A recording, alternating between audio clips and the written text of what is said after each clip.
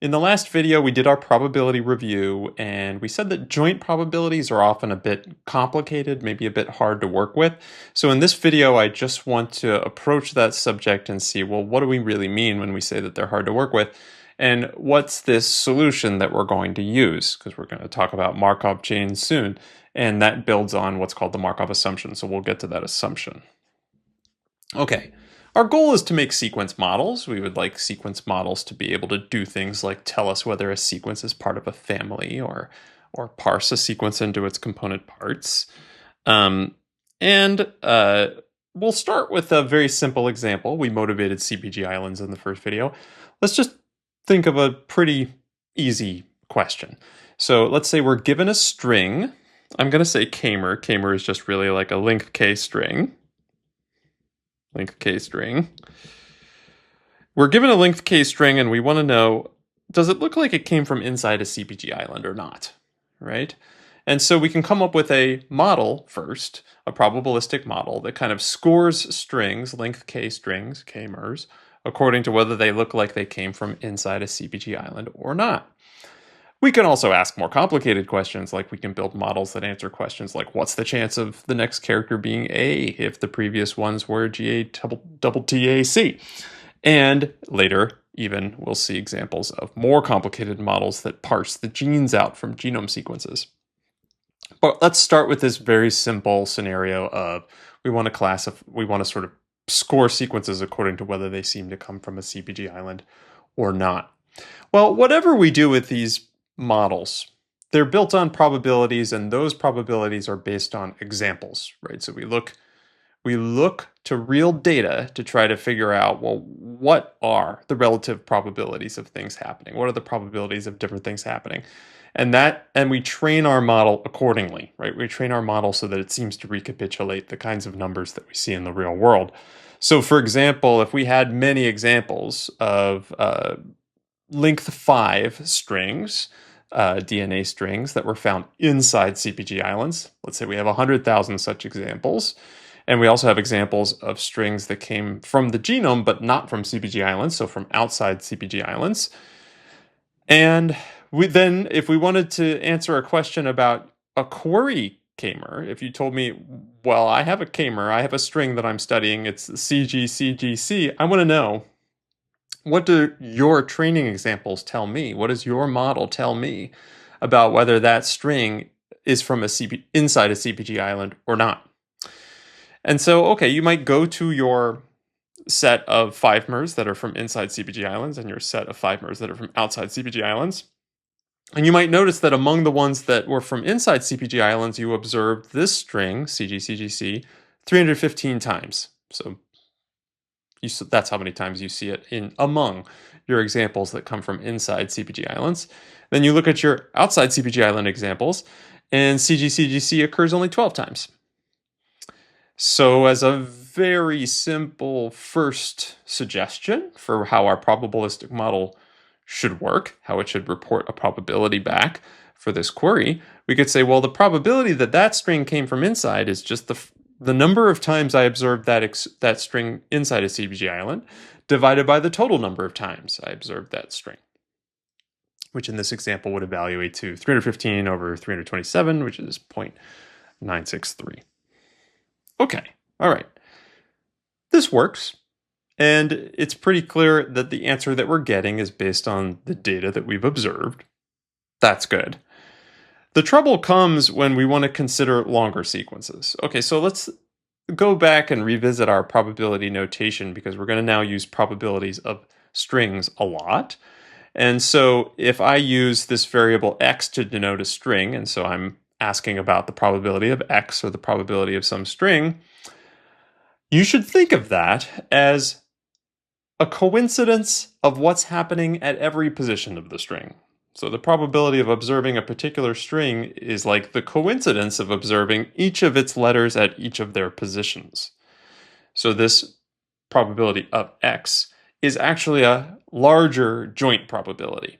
So probability of x we could write as probability of, and then I've got these sort of per position variables, x sub k minus 1, x sub 1. So if the Kmer has, if I'm talking about a string that has length 10, then the probability of that string is like the probability of the coincidence of each of those 10 positions being equal to their respective letters. Okay, so it's like the joint probability. Even just the probability of a string, you should think of as a joint probability, because we have to consider the probabilities of each of the constituent letters of the string being where they are. Okay, so if our strategy is the simple one that I expressed on the previous slide, where we'll estimate a probability as just the number of times we observed it inside the phenomena, inside the CPG island, versus the total number of times observed. The problem here is that once the string gets long, chances are we're not going to see very many, if any, examples of that string. So once k becomes large, right, we're talking about a larger and larger coincidence of more and more different letters occurring at different positions, then the idea that we can necessarily go and find a data set that's big enough in order to provide answers to these questions starts to become sort of a fantasy, right? Because once k gets sufficiently large, right, the number of examples we might need to observe in order to answer a given question seems to be growing exponentially. It's growing with the number of positions, the sort of rareness of the coincidence that we're asking about. Okay, so if k becomes large, we might actually have observed few or no occurrences of the string x. And so these joint probabilities are going to be pretty hard to estimate. So that motivates us to go back to, well, we said the multiplication rule was sort of like, again, and the multiplication rule is a bit like rewriting a joint probability as the product of a conditional probability and then another probability. So let's just apply that. So if we have our overall probability, again, of the entire string, we can rewrite it as the probability of, let's say, the letter at the kth position conditioned on the letters at all the other positions, times the joint probability of the letters at all the other positions. Right? So we just pulled out one event using the multiplication rule. In this case, the event was x sub k, seeing the particular letter x sub k at that kth position. Okay, so we can pull out that variable. We can keep going, so we can go to that joint probability that's second now in our expression, and we can pull out the x sub k minus 1. Say, okay, well, that joint probability starting with x sub k minus 1 is equal to the conditional probability if we pull it out, times the joint probability of everything we haven't pulled out yet, etc. And we can iterate this process. Now I want to bring in an assumption, right? So now this is the Markov assumption, because this is what's going to help us not only take complicated joint probabilities and rewrite them, but actually simplify them. We can't simplify them without introducing some additional sort of assumption, right? So this is the assumption we're going to make. It's like a kind of locality assumption, right? Like the most important information is the information that is closest to where you're looking, right? Closest in terms of where it is in the string. Okay, so the assumption is that the probability of an item at position k depends most crucially on the previous position, position k minus 1. Okay, let me give you both a more formal way of saying that and a more informal way of saying that. And then we'll talk more about this assumption and what it leads to and whether it's a reasonable assumption. Okay, so more formally, I'm going to use the notion of now conditional independence. All right, so we talked about conditional probabilities and we talked about independence, but conditional independence, that remains for us to talk about now. So what we're really saying with the Markov assumption is that the letter at position k is conditionally independent of all the other letters, given just the letter at the previous position. It's a little bit like saying, if you tell me what's going on at the previous position, that's enough. It doesn't really tell me any more if you tell me also what's going on at even farther before positions, right? That's actually not relevant. Once you've told me what happens just previously, it doesn't tell me anything in addition if you tell me about other positions as well. Okay, that's sort of formally what it means. More informally, we might say something like, The future is independent of the past given the present, right? So if there's some system that's evolving over time and you know about its state at the present moment, what you're saying is my assumption is that knowing about its state at the present moment is sufficient for predicting where it will be in the future. It doesn't help me to additionally know about its past states. Okay? And we'll talk about this more. This is an assumption. This is not a thing that is true. This is not some law of probability. It's an assumption that you might bring to a situation in order to make in some sense, the probabilities more tractable, to make the math work better, to not have to talk about such huge coincidences like the joint probability of every position in some large string. Okay, the effect of bringing in this assumption is that whereas we have all these complicated conditional probabilities here, I guess in these terms we have these complicated conditional probabilities, what we're saying is the probability of x sub k given x sub k plus 1 comma all these other things is actually simplifiable to just crossing all the rest of these out and keeping only x sub k minus 1. Like I said before, the conditional independence assumption is saying once you tell me what's going on at the previous position, it actually doesn't tell me anything in addition if you tell me about the positions prior to that one. Likewise here. And in all such conditional probabilities. If we're conditioning on some joint of multiple previous positions, we can just drop everything except for the immediately previous one. And we'll end up with a new rewriting. If we use this assumption, we'll end up with a new rewriting of the joint probability that's now quite simple, right? Because we're multiplying together these rather simple conditional probabilities, only taking the single previous position into account in each case, and then times a marginal. Okay? So, all right. It's an assumption.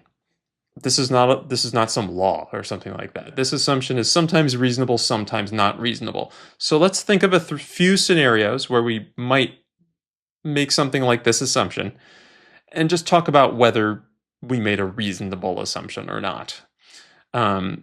We'll talk more, we'll use empirical evidence later to try to convince ourselves whether we've made a reasonable assumption or not. But for now, let's just use our intuition. Okay, so let's say we are baseball analysts. So we're trying to predict, we like baseball. There's a baseball team in Baltimore called the Baltimore Orioles, and they're my favorite team, so I'm using them here. And we might say, okay, well, if I want to predict whether the Orioles are going to win their baseball game tomorrow, and in case you don't know, baseball teams play something like 160 games per year, right? So there's many games that we could look at. So to predict whether the Orioles are going to win their game tomorrow, just tell me whether they won today. I don't actually care if you also tell me about their performance in all the previous games prior to today. What would you think about somebody making that assumption? I think that's silly. That's not a good assumption. If you want to be able to predict a team's performance, it totally helps to learn about not just their performance on one previous day, even if it was the most immediate previous day, but you need to know about, like, how did they do so far this season, for example, or how did they do since their best pitcher became injured or something like that. You want to know more than just one day. You'd like to know you'd like to have more evidence, please, right? So just saying knowing today's result is sufficient to predict tomorrow's result and you don't need previous days, that's not a reasonable assumption in this scenario. So I would say that's a bad use of Markov's assumption. Probably you don't want to use that in that very strict way. Another example. Think of your favorite board game. In this example, I used Parcheesi. Just picture a board game where you have to roll some dice and then make a move, right? Okay, so there's a lot of board games are like this. So you might say, to predict the next state of this Parcheesi game, this board game, just tell me about the current state. It doesn't tell me anything in addition if you tell me about previous states. Okay. This seems a little bit more reasonable, I think. You would agree, right? Because, again, if you just tell me the current state of the Parcheesi board, okay, I know that you're about to roll the dice and I don't know exactly how the dice are going to come up, but still, I can sort of think of there as being a probability distribution over different things that might happen next given the current state. And it actually doesn't help me very much if you tell me about the previous state. It may not even help me at all, depending on the game, right? Depending on the exact situation. So actually, this is a pretty reasonable assumption. If you did want to try to model, the progression of a typical Parcheesi game, it might be a perfectly good strategy to just start from the current state of the board and make your next prediction and not worry about any previous states of the board. So this, I would say, is, reasonable. This is a reasonable assumption. Okay, just one more scenario. Let's think about weather. So let's say, okay, to predict today's weather, just tell me yesterday's weather. It doesn't tell me anything in addition if you tell me about days previous to that one. I mean, this one's okay, but not great, right? It certainly does seem like it should tell you more to learn about more previous days. Like, for example, what if the previous day the high temperature was high? It was hot yesterday. Well, does that mean it's the summertime?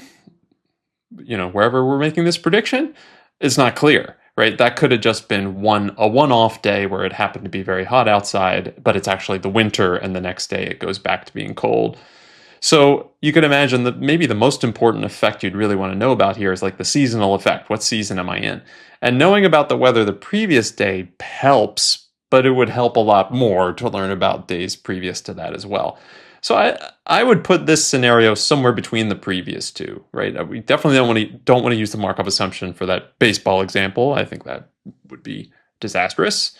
The Markov assumption was actually pretty much fine for the board game example. In this example, I would say it does help to know more than just the previous day's weather, right? But so this is like a flawed use of the assumption, but who knows? Maybe it would be good enough. We might need to go to some empirical data, might actually need to try it in order to convince ourselves whether it's good enough or not. Okay, so now that we've examined what is the Markov assumption and what does it mean, we're going to start in the next video applying it to sequence modeling.